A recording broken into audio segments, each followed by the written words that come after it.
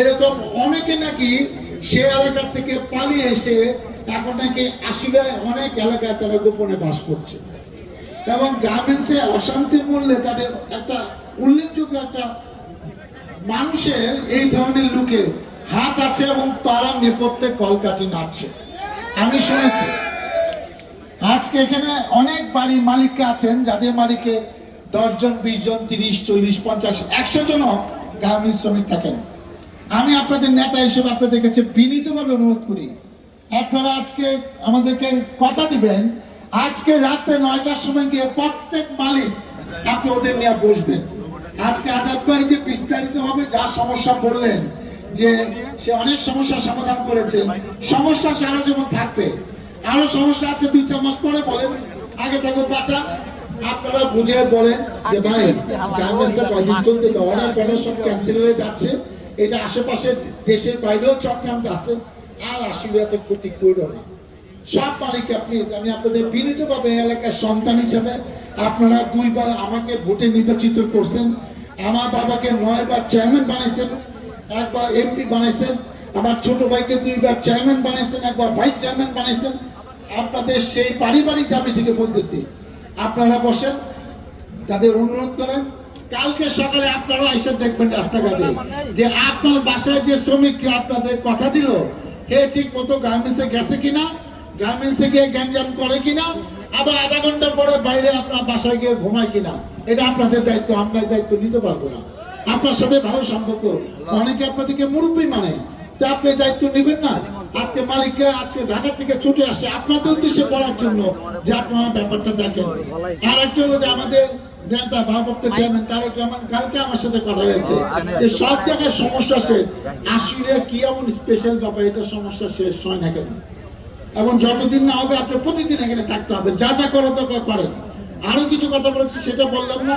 আর আমি ওয়ার্ডের নেতৃবৃন্দ যারা আছেন, ওয়ার্ডের প্রেসিডেন্ট সেক্রেটারি, বিএনপি, ছাত্রদল, যুবদল, স্বেচ্ছাসেবক, আপনারা খেয়াল করেন যাদেরকে আপনি চিনেন না তারা এলাকায় কি করে, অপরিচিত লোককে আপনার এলাকায় প্রশ্ন করেন, আপনার এলাকার নিরাপত্তা দায়িত্ব নেন যে তুমি এখানে কি করো, তুমি কি চাকরি করো না বেড়াইতে আসছো, আপনারা একটু খোঁজ খবর দেন।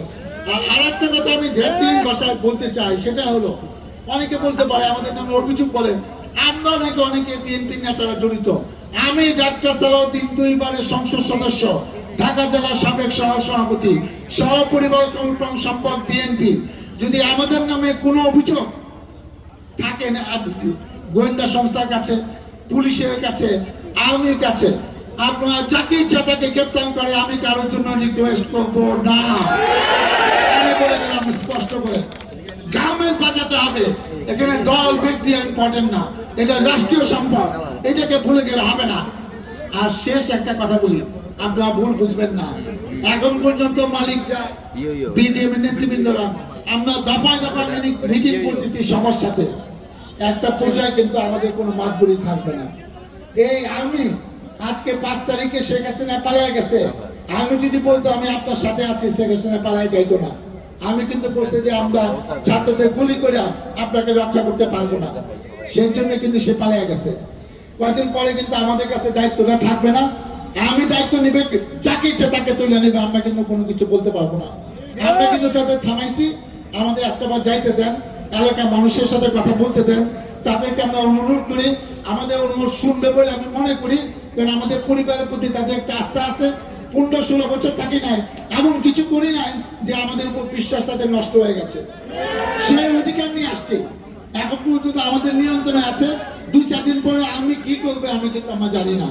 শেষবারের মতো আমি বিনীতভাবে অনুরোধ করি, হাত জোর করে বলছে আপনারা গার্মেন্টসটা কালকে চালু রাখেন, হাত তুলে বলেন আপনারা চান না গার্মেন্টস চালু রাখেন।